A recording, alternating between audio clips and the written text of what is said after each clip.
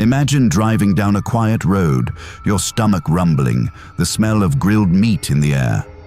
You see a small roadside BBQ shack, smoke curling up, smiling faces biting into juicy burgers. But what if I told you that some of those burgers might have had a secret ingredient? Human flesh. Joe Metheny was born on March 2nd, 1955 in Baltimore, Maryland, in the United States. He grew up in a broken, troubled household. His father died when Joe was only 6, and his mother struggled to raise 6 children alone.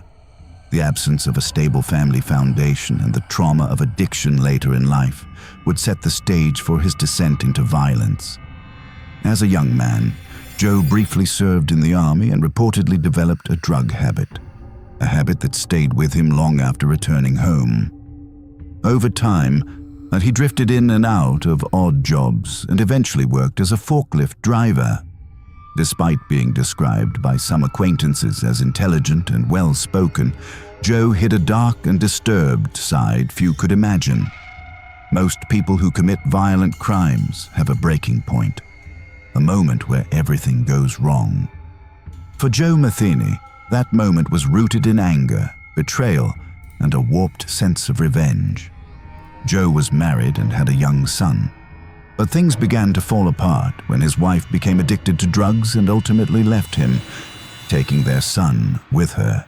Joe, consumed by rage and desperation, spent days searching for them, checking under bridges and in places where he knew his wife sometimes used drugs. Instead of finding his family, he found 2 homeless men who had been near the same bridge. Then, believing they might know something about his wife, he confronted them, and when they couldn't help him, he killed both of them with an axe.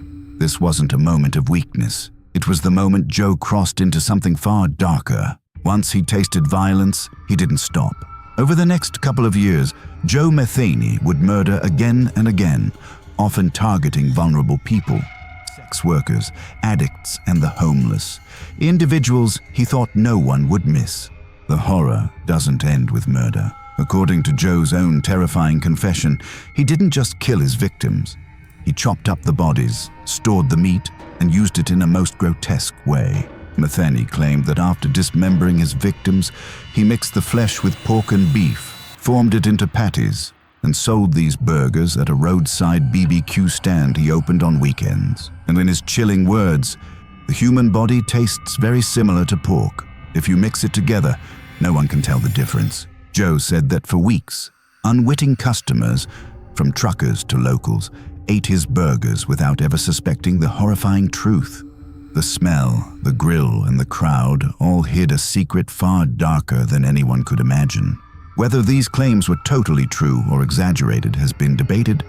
Police never found human remains at the BBQ stand itself, but the fact that a murderer would say such things so casually is enough to terrify anyone.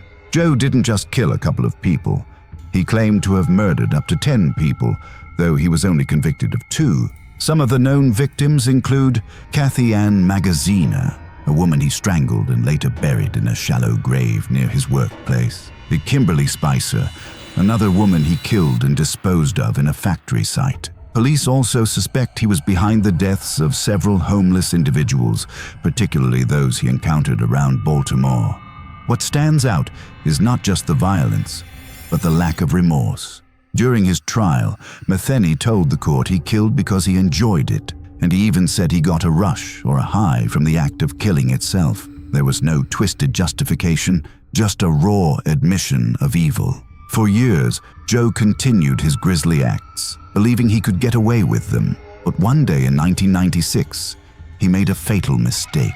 He attempted to lure another victim, Rita Kemper, into his trailer, but this time she managed to escape, running directly to the police and reporting the attack. Once arrested, Joe didn't try to hide anything, and he confessed to multiple murders, leading investigators to bodies and describing atrocities in chilling detail. In 1998, he was sentenced to death for his crimes, though that sentence was later overturned and replaced with 2 life sentences. Joe Metheny spent the rest of his life in prison, a place where some argue he belonged far more than on the streets. In 2017, at the age of 62, guards found him dead in his cell, ending the life of one of America's most disturbing criminals. He never expressed remorse for what he did, not for the murders, not for the terror he caused, and not for the horror he described about serving his victim's flesh as food. That was the haunting tale of Joe Metheny, a man who brought a nightmare to life on the open roads of America.